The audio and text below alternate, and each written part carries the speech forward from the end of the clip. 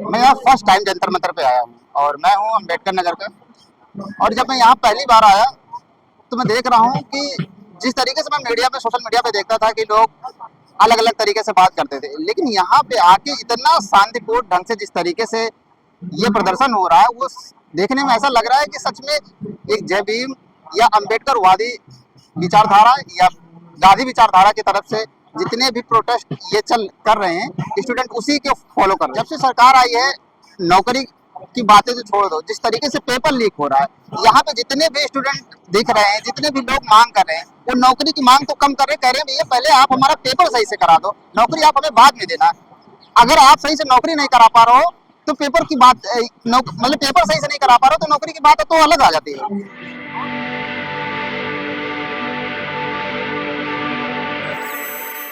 आप अपना नाम बताएं।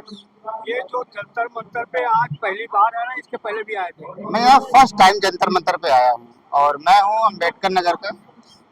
और जब मैं यहाँ पहली बार आया तो मैं देख रहा हूँ कि जिस तरीके से मैं मीडिया पे सोशल मीडिया पे देखता था कि लोग अलग अलग तरीके से बात करते थे, लेकिन यहाँ पे आके इतना शांतिपूर्ण ढंग से जिस तरीके से ये प्रदर्शन हो रहा है वो देखने में ऐसा लग रहा है कि सच में एक जय भीम या अम्बेडकरवादी विचारधारा या गांधी विचारधारा की तरफ से जितने भी प्रोटेस्ट ये चल कर रहे हैं स्टूडेंट उसी के फॉलो कर रहे हैं।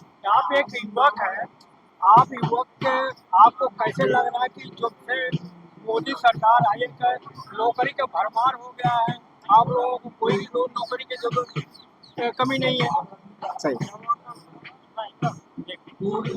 देखिए, जब से सरकार आई है नौकरी की बातें तो छोड़ दो, जिस तरीके से पेपर लीक हो रहा है यहाँ पे जितने भी स्टूडेंट दिख रहे हैं, जितने भी लोग मांग कर रहे हैं वो नौकरी की मांग तो कम कर रहे हैं, कह रहे हैं भैया पहले आप हमारा पेपर सही से करा दो, नौकरी आप हमें बाद में देना। अगर आप सही से नौकरी नहीं करा पा रहे हो तो पेपर की बात मतलब पेपर सही से नहीं करा पा रहे हो तो नौकरी की बात तो अलग आ जाती है। पहले पेपर जो लिख रहे उसको बंद करो, नौकरी हम बेरोजगार के ऊपर दिहाड़ी मजदूरी कर लेंगे। कम से कम मतलब आप हमें उस काबिल, हम एग्जाम दे रहे हैं, हम किस काबिल है हमें तो ये तो जानने को मिले। मतलब जिस जिस चीज के लिए हम एग्जाम दे रहे हैं उसी में हमें नहीं पता चल रहा है कि हमारा सही से हो रहा है या नहीं हो रहा है, वो तो अलग मुद्दा है। हमें नौकरी तो चाहिए ही, हमारा तो पहली प्रायोरिटी नौकरी ही है, लेकिन कहने का मतलब जिस तरीके से पेपर लीक हो रहा है ये तो अपने आप में अलग विषय बन जाता है कि इतनी मतलब सरकार को इसमें बहुत मतलब शर्म करनी चाहिए सरकार को। मैं ये कह रहा हूँ, आप एक नवयुवक है, आप लोग तो अभी अपने ऊपर डिपेंड नहीं है, माँ बाप आपके गार्जियन है, तो आप लोग ये लड़ाई लड़ पाएंगे? जो तरह से पेपर लीक के लिए आप लोग धरना पर बैठे हैं, तो आप इनसे लड़ पाएंगे? कितने दिन बैठेंगे? देखिए, लड़ाई अकेले नहीं लड़ी जाती, लड़ाई ये हम लोग मिल के लड़ेंगे, ये सिंगल लड़ाई नहीं है। जितने भी लोग हैं ये 13 दिन से 14 दिन से 6 दिन से, अगर सोनम वांगचुक जो एक साइंटिस्ट, सबसे पहली बात सरकार को इसी पे शर्म करनी चाहिए। एक साइंटिस्ट अगर बच्चों की लड़ाई है, ये बच्चे लड़ पाए, स्कूल खुल जाएगा तो बच्चे स्कूल में चले जाएंगे। बच्चे तो जब पैदा होते हैं पढ़ाई के साथ साथ एग्जाम की लड़ाई तो वैसे ही लड़ते हैं, वो रात दिन पढ़ाई करते हैं, वो लड़ते तो वैसे भी हैं। तो इसकी लड़ाई तो मुझे लगता है कि अभी 14-15 दिन हुआ है, ये लड़ाई हम बहुत दिन तक लड़ेंगे, ऐसी बातें नहीं है। जो लोग सोच रहे हैं कि ये लड़ाई कमजोर हो जाएगी, लड़ाई कोई कमजोर नहीं होगी। आप क्या फील करें, यहाँ पर कहा जा रहा है कि जो आए हुए हैं दहशतगर्द लोग हैं, इतना यहाँ पर देखो कि बच्चे दहशतगर्दी यहाँ फैला रहे हैं। देखो, मैं एक ही चीज कहूंगा, अगर मेरे चेहरे को देखकर या इतने लोग जो सब लोग हैं उनको देख के अगर आपको दहशतगर्दी लग रही है तो मैं तो यही कहूंगा कि आपकी नासमझ है। आपको और चीजें समझने की जरूरत है और यहाँ पे आके आपको देखने की जरूरत है। मैं यहाँ पे आया नहीं था फर्स्ट टाइम। ये 100-200 आदमी से क्या उनका आप इस्तीफा ले सकते हो? देखिए, बदलाव पहले थोड़े लोगों से ही होती है, मतलब स्टार्टिंग पहले थोड़े लोगों से होती है। और जिस तरीके से जब 6 तारीख को ये पहला नहीं सवाल तो सुनो, ये मैं कह रहा हूँ 100-200 आप इस्तीफा लोगे, मीडिया में कह रहा है कि ये 100-200 लोग हैं यहाँ पे। देखिए, 100-200 लोग तो बहुत बहुत ज्यादा लोग हैं। जब लड़ाई ये स्टार्ट हुई है ना, आप मानते हो 100-200 है यहाँ पे? यहाँ 100-200 आपको दिख रहा है, यहाँ पे हजारों लोग हैं भाई। 100-200 की बात छोड़ मीडिया दो, वाले क्यों करें कि 100-200 आदमी यहाँ पे हैं? वो मीडिया, ये मीडिया मीडिया को हम गोदी मीडिया वैसे भी कहते हैं, तो उनकी मीडिया की बातें हम वैसे भी, उनकी बातें तो बिल्कुल नहीं सुननी चाहिए। यहाँ पे जो रियलिटी है, जो यूट्यूबर हैं, जो खुद का अपना स्वतंत्र पत्रकारिता कर रहे हैं, उनकी बातें पे ज्यादा विश्वास रखना चाहिए। मैं ये करूँ कि आप उत्तर प्रदेश से आए हो, उत्तर प्रदेश से चल करके यहाँ तो क्या मिला, क्या कहेंगे? 100-200 आदमी से इस्तीफा आप ले लोगे धर्मेंद्र प्रधान से? मतलब ये आपको देख के 100-200 लग रहा है, मतलब आप, मुझे लगता है कि गोदी मीडिया से है क्या? आप गोदी मीडिया से हैं, ये आपको 100-200 लग रहे हैं? ये तो हजारों 2000 लग रहे हैं भाई। पूछ लिया था, आपको मिर्ची लग रही, जवाब दो ना। फिर क्या करें? 100-200 आदमी भाई इस्तीफा मिर्ची लोगे? उन्हीं को लगती है, गोदी मीडिया वालों को मिर्ची लगती है, हम लोगों को मिर्ची नहीं लगती है। ये आपको 100-200 दिख रहे हैं? कितने हैं? इतने से इस्तीफा ले लोगे आप? इतने लोग तो काफी हैं। हाँ। अभी तो आप देखते जाओ, ये अभी आंदोलन तो शुरू हुआ है, अभी आप धीरे धीरे देखते जाओ आगे होता क्या है। अच्छा, मैं कह रहा हूँ यहाँ पर जय भीम का नारा लग रहा है, जय भीम के नारे से क्या आपको मिलेगा? यहाँ पर जय श्री राम का नारा लगा। देखिए, जय भीम का नारा और जय श्री राम का नारा, ये अलग अलग आप लोग तरीके से डिफाइन कर सकते हैं, लेकिन जो जय जय भीम का नारा है, ये एक तरीके से सब लोगों का नारा है, एक लोगों को इकट्ठा करता है। श्री राम का नारा ये एक धार्मिक नारा है, तो हम इसको अलग अलग मुद्दों से ना भटकाए, हम अपने मुद्दों पे तो जय भीम के नारा क्यों लग रहे हैं? हम लोग को समझाइए ना, क्यों लगा रहे हैं हम लोग जय भीम का नारा? देखिए, जय भीम का नारा तो हमने पहले ही बता दिया ना कि जय भीम का नारा सबके लिए, सबका नारा है। मतलब क्रांति है, वो बोलो।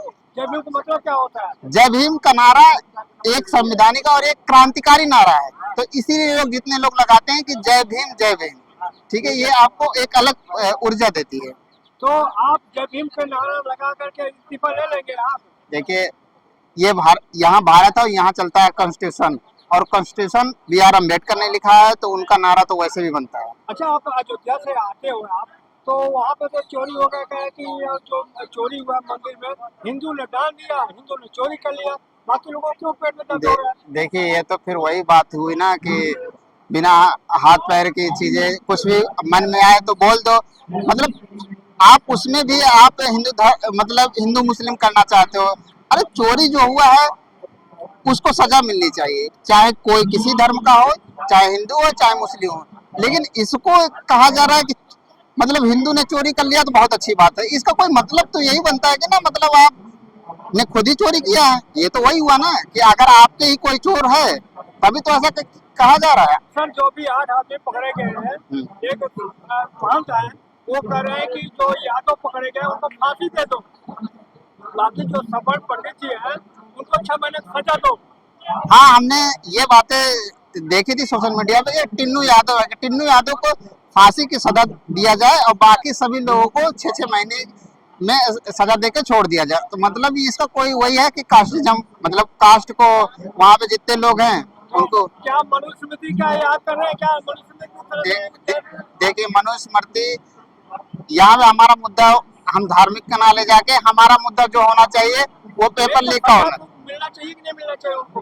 नहीं, सजा तो मिलना चाहिए, और ये भारत सर, यहाँ भारत है और भारत में चलता है कॉन्स्टिट्यूशन, और इसीलिए हम लोग बहुत जोर से लगाते हैं और बहुत प्राउड के साथ कहते हैं जय भीम, क्योंकि अम्बेडकर हैं, हम अम्बेडकरवादी हैं। एक चीज बताइए, यहाँ आप कब तक है, यहाँ पे आज आए हो तो कब तक यहाँ रहेंगे? देखिए, अब हम तो यही है कि जब तक धर्मेंद्र प्रधान रिजाइन नहीं कर देते तब तक जाने वाले नहीं है, और ये जितने भी लोग दिख रहे हैं कोई नहीं जाएगा, कोई नहीं जाएगा? कोई नहीं जाएगा। तो आपको लोगों को खाना कहाँ मिलेगा, पानी कहाँ मिलेगा? यहाँ तो कुछ व्यवस्था तो है नहीं। बहुत अच्छा सवाल किया है आपने कि खाना पानी, में पहली बार आया, लेकिन यहाँ पे देख रहा हूँ कि खाने पानी की व्यवस्था जिस तरीके से हमारे मुस्लिम भाई लोग कर रहे हैं, पानी नहीं मिलेगा आपको?